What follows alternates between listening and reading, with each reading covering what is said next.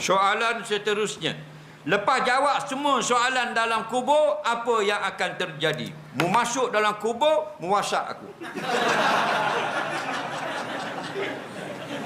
Aku pun tak masuk lagi. Faham lagi. Tapi biarlah dia nak tanya. Okey?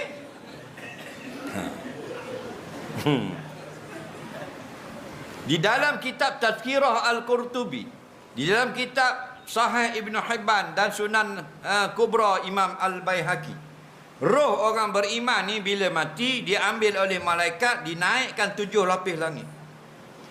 Kemudian ditunjukkan syurga dan neraka. Kemudian diturunkan balik, pendek cerita, diletakkan sejauh mata memandang dengan liang lahatnya. Apabila dia bawa datang jasad ke lubang kubur, maka malaikat kembalikan roh kepada jasad.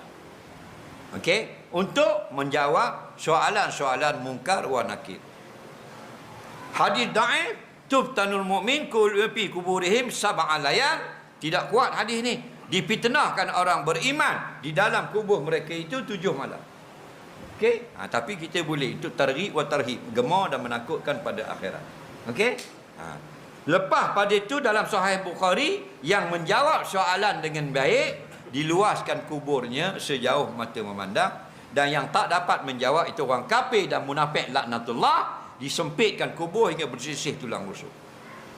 Faham?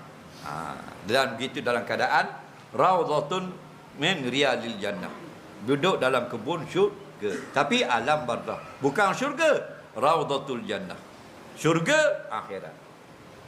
Orang kafir dibakar di dalam lubang-lubang neraka. Hufratum min hufarinna, satu lubang dari lubang neraka. Maksudnya dalam neraka, dalam kubur orang kafir ada api seperti dalam neraka. Faham?